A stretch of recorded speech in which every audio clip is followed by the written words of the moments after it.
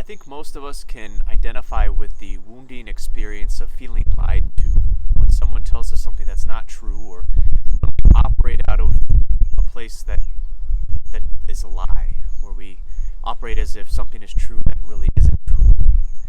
And there are many lies that we can believe in our lives, and I think the most rampant one, though, is the lie that we can believe that somehow God is distant from us, somehow God doesn't care about me, somehow that God has forgotten me, that He doesn't love me. That is such a great lie for us, and one that is so easy for us to believe because it's the one that the evil one wants to plant in our hearts so much, to tell us that we're not good enough, that we're not worthy of His love, that God just doesn't care about us. But the feast that we celebrate today, the feast of the most sacred heart of Jesus, tells us a different story. The story that is the truth. That God so loved the world that He gave us His only Son. That He even suffered and died for us. The Sacred Heart of Jesus, then, is this image of the bleeding heart of God for His people. God has shown throughout all of salvation history in the Old Testament His faithfulness, His patience with His people, His willingness to continue to give them covenants. But in the fullness of time, He gives us Jesus, His Son, who is willing to go to the very depths of hell for us, out of love. It says in our second reading today that in His great love, God proved His great love for us, that He gave us His only Son, Jesus, while we were yet sinners.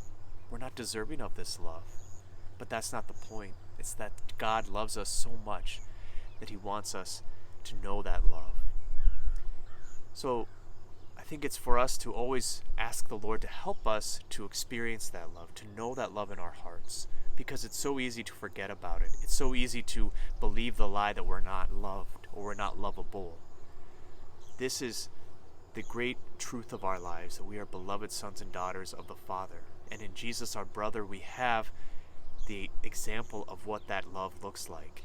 It's love that goes to the end. Love that will even suffer and die for us. Love that has a heart that is just pierced for love of us. Today is also the World Day of Prayer for the sanctification of priests.